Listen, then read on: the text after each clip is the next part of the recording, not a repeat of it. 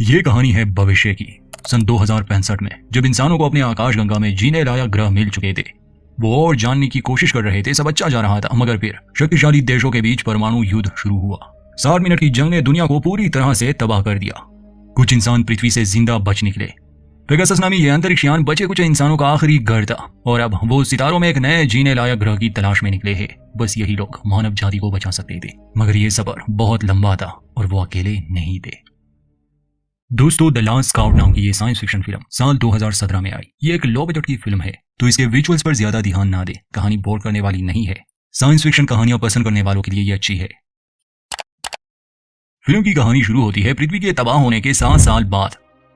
Pegasus नामी ये अंतरिक्ष यान पिछले 7 साल से सफर कर रहे हैं, क्योंकि अभी तक इन्हें कोई ग्रह नहीं मिला था। पृथ्वी पर सिर्फ इनके पास जानकारी थी। ये खुद कभी उन ग्रहों पर नहीं गए थे। इस यान पर 8 इंसान थे। जॉन जो के कैप्टन है, पीट इंजीनियर है, माइक और जेन पायलट है। इनके अलावा एडवर्ड, गैरी, एक नर्स हेली और एक छोटी बच्ची जो किसी तरह उस परमाणु युद्ध से बच गई थी, अब इनके साथ है। इसी जहाज की तरह और जहाज भी जीने लायक ग्रहों की तलाश में निकल चुके हैं, और हर जहाज पर 7 से 10 के करीब इंसान मौजूद है।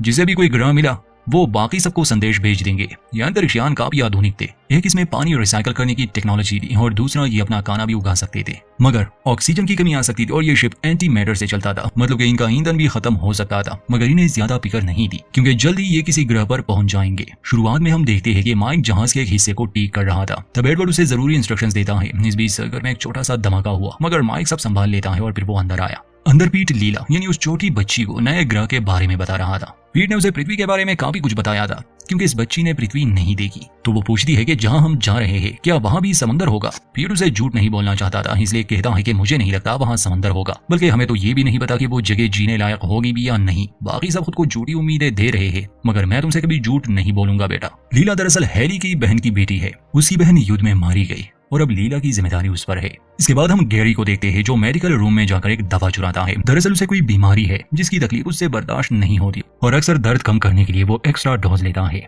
लेकिन उसने सबसे ये बात छुपा रखी है। खैर, आज माइक का बर्थडे था और जैन ने उसके लिए केक बनाया था, जिसे देखकर माइक को काफी खुशी हुई। असल में जैन और माइक एक दूसरे को पसंद करते थे। दोनों की बातें ही हो रही थी कि तभी उन्हें एक दूसरे यान से संदेश मिला। वो भी इन्हीं में से एक था। इस संदेश को सिर्फ कैप्टन ही पढ़ सकते थे।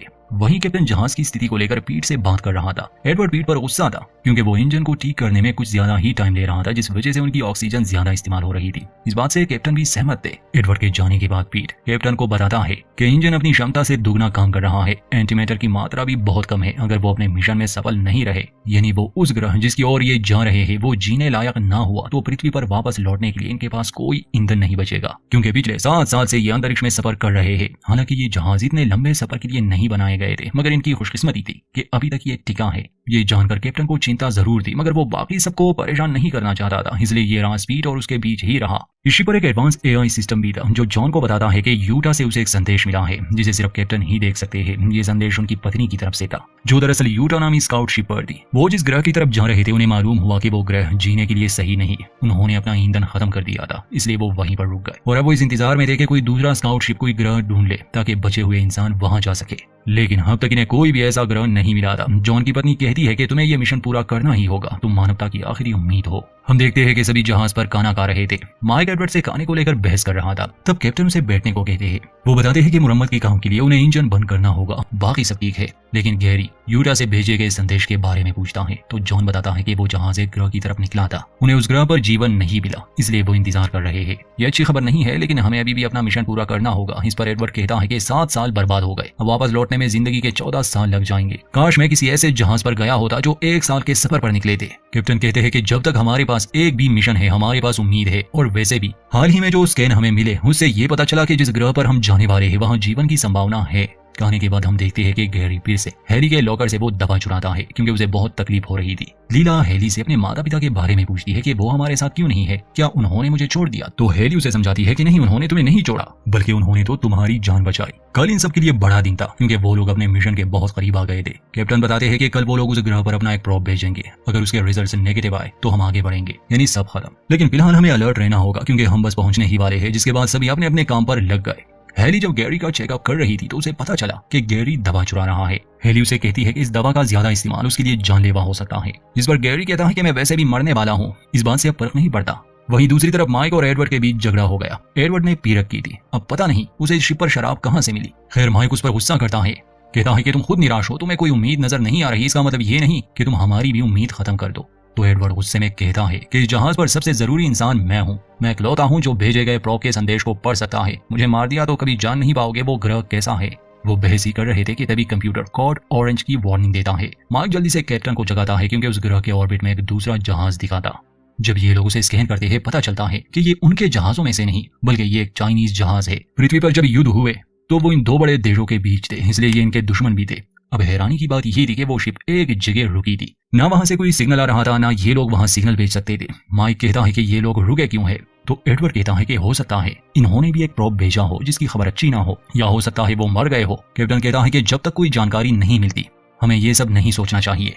कैप्टन बाकी सबको इस बारे में बताते हैं। गैरी उस जहाज पर जाने के बिल्कुल खिलाफ था। वो कहता है कि हम उन चाइनीज पर भरोसा नहीं कर सकते, हो सकता है ये उनकी चाल हो और वो हम पर हमला कर दे। लेकिन बाकी सबका मानना था कि हो सकता है उन्हें वहां कुछ जरूरी सामान मिल जाए। इस बात को लेकर सब में बहस हो गई। तो जॉन कहता है कि हम वापस घर नहीं जा सकते क्योंकि हमारे पास इतना एंटीमैटर नहीं बचा, इसलिए हमें उस जहाज पर जाना ही होगा ताकि हम उससे एंटीमैटर ला सके। ये बात सुनकर सभी परेशान हो गए, लेकिन दूसरा रास्ता न होने की वजह से उन्हें यह कदम उठाना ही पड़ा। 1 घंटे में वो लोग इस जहाज के करीब पहुंच गए। माइक, पीट और जॉन अपने सूट्स पहनकर उस जहाज के अंदर चले गए, लेकिन उन्हें वहां कोई दिखा नहीं। जहाज की हालत भी बहुत खराब थी, जैसे उन पर किसी ने हमला किया हो। वो लोग हैरान थे कि कम से कम लाशें तो होनी चाहिए थी। जॉन और माइक जहाज का डेटा देखने जाते हैं जबकि पीट जनरेटर देखने चला गया। सिस्टम के लॉक चाइनीज भाषा में थे और चाइनीज कैप्टन का एक संदेश भी था, इसलिए जॉन उसे अपने शिप पर भेजने के लिए कहता है क्योंकि हैली चाइनीज भाषा जानती थी। जल्द ही इन्हें अंदाजा हो गया कि ये यहाँ अकेले नहीं है। पीट जब जनरेटर देख रहा था तो उसे किसी की आहट महसूस हुई। वो भागकर जॉन और माइक के पास आया, जिसके बाद वो तीनों सावधान हो गए। लेकिन उन्हें मिला एक बच्चा जिसका नाम जय है। उस बच्चे की हालत ठीक नहीं थी, उन्हें देखते ही वो बेहोश हो गया, इसलिए वो लोग उसे पेगासस में लाने का फैसला करते हैं।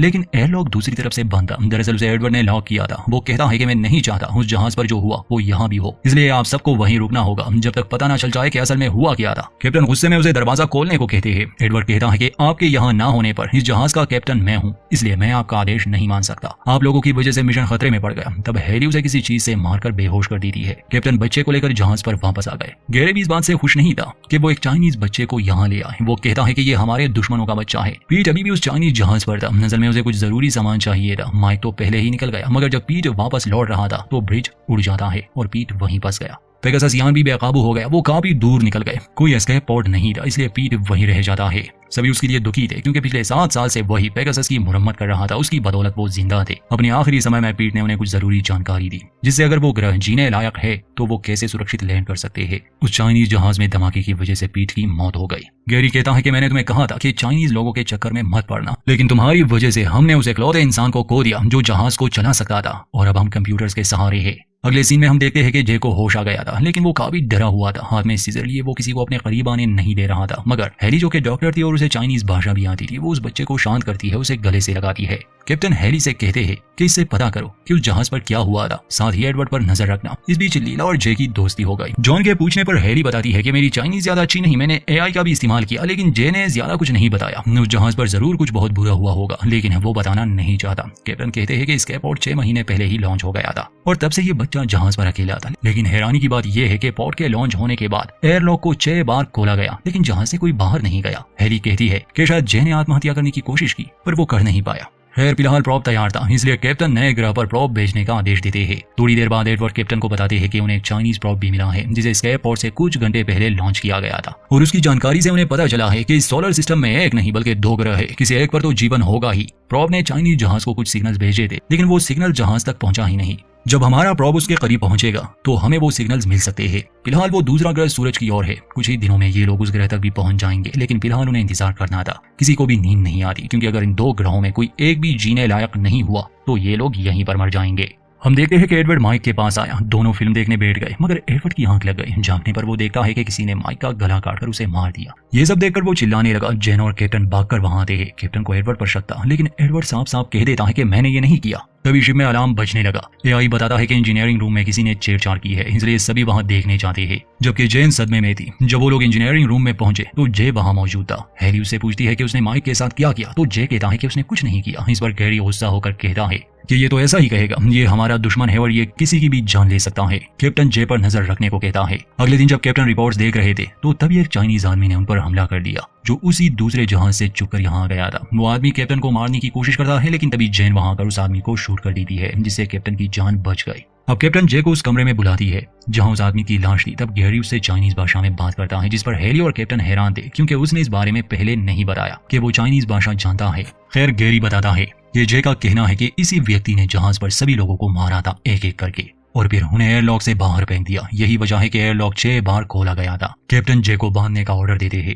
बाद में एडवर्ड बताता है कि उन्हें प्रॉप से कुछ डेटा मिला है, लेकिन वो काफी नहीं, इसलिए ये बताना मुश्किल है कि कौन सा ग्रह जीने लायक है और कौन सा नहीं। इसलिए हमें खुद ही लैंड करना होगा। सभी का कहना था कि उन्हें दूसरे प्रॉप के आने का इंतजार करना चाहिए, जो कि दूसरे ग्रह पर भेजा गया था। लेकिन कैप्टन कहते हैं कि हमारे पास इतना समय नहीं। 2 ऑक्सीजन टैंक खराब हो चुके हैं, अब ज्यादा ऑक्सीजन बची भी नहीं, इसलिए न चाहते हुए भी सबको कैप्टन के प्लान के मुताबिक ही चलना होगा। अब ये लोग जहाज लेकर उस ग्रह की तरफ बढ़ने लगे। कंप्यूटर से इन्हें वार्निंग मिल रही थी कि लैंडिंग में दिक्कत हो सकती है, लेकिन जैन किसी तरह जहाज को लैंड करवा देती है। जैन और एडवर्ड सूट पहनकर बाहर निकलते हैं, लेकिन इस ग्रह का वातावरण इंसानों के रहने लायक नहीं था, जिससे वो सभी निराश हो जाते हैं। लेकिन जॉन उन्हें यकीन दिलाता है कि वो ताज़ा हवा में सांस जरूर लेंगे। अब उन्हें उस दूसरे प्रॉप का इंतजार करना होगा। ये जहाज को दोबारा से स्पेस में ले आते हैं। हालांकि टेक ऑफ के लिए ऊर्जा बहुत कम बची थी, मगर यहाँ मरने से तो अच्छा था। और जहाज में एक नाइट्रोजन पाइप भी टूट गया था, जिसे ठीक करने के लिए एडवर्ड गैरी के कमरे से कुछ सामान लेने जाता है। वहां उसे एक ब्लेड मिला जिस पर खून लगा था। ये देखकर एडवर्ड समझ गया कि माइक को उस चाइनीज ने नहीं बल्कि गैरी ने मारा था। लेकिन पहले वो जल्दी से पाइप को जोड़ने चला गया, और इसके बाद वो किसी को कुछ बता पाए गैरी उसे भी मार देता है। फिर वो जॉन के पास आकर उसे बताता है कि जे ने एडवर्ड को मार दिया।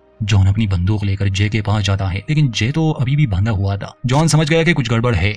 वापस आने पर कैप्टन देखते हैं कि गैरी ने हैरी के गले पर ब्लेड रखा था। गैरी कहता है कि मैंने आपसे कहा था कि उन चाइनीज लोगों पर विश्वास मत करो, लेकिन तुमने मेरी बात नहीं मानी। जहाज का एंटीमीटर 2% से भी नीचे आ गया है, इसलिए हैरी कैप्टन से कहती है कि आप मेरी चिंता मत करें, बच्चों को बचाए। कैप्टन भागकर बच्चों को पोर्ट में बिठाकर उस दूसरे ग्रह की तरफ भेज देता है। वहीं दूसरी तरफ जेन और गैरी में हाथापाई हुई। गैरी उसका भी गला काटकर उसे मार देता है। पोर्ट लॉन्च होने पर गैरी को लगा कि शायद कैप्टन पोर्ट लेकर भाग गए। गैरी उस चाइनीज कैप्टन का आखिरी संदेश लगाता है और उसे बताता है कि वो आदमी क्या कह रहा है। वो कहता है कि उनकी भी ऊर्जा खत्म हो चुकी है, ना वो लैंड कर सकते हैं ना ही टेक ऑफ। इसलिए कैप्टन एक स्केप पोर्ट लेकर उस प्रॉप के पीछे गए, ताकि वो प्रॉप को ठीक करके बाकियों को ये सिग्नल भेज सके कि ग्रह जीने लायक है या नहीं। लेकिन जैसे ही कैप्टन वहां से निकले, उनका एक साथी पागल हो गया और उन्होंने सभी को मार दिया, सिवाय उस छोटे बच्चे के, जो उस जहाज में छुपा रहा जब तक हम वहां नहीं गए। तभी कंप्यूटर बताता है कि उन्हें चाइनीज प्रॉप से संदेश मिलना शुरू हो गए हैं। अब कैप्टन वहीं मौजूद थे। गैरी और जॉन के बीच लड़ाई हुई, जिसमें कैप्टन ने गैरी को गोली मार दी, जिस वजह से जहाज में एक छेद हो गया और अब तेजी से जहाज का प्रेशर भी कम हो रहा था। साथ ही हम देखते हैं कि जिस प्रॉप में कैप्टन ने बच्चों को भेजा था, वो प्रॉप सफलता से लैंड कर चुका है।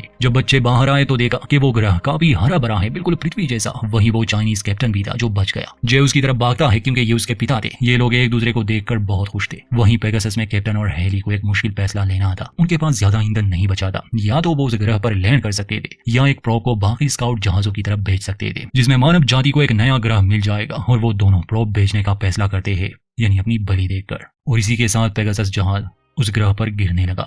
यहीं पर फिल्म का अंत होता है। तो दोस्तों, ये थी इस फिल्म की एक्सप्लेनेशन। उम्मीद करते हैं ये आपको पसंद आई होगी। वीडियो अच्छी लगे तो लाइक करें और चैनल को सब्सक्राइब करना ना भूलें।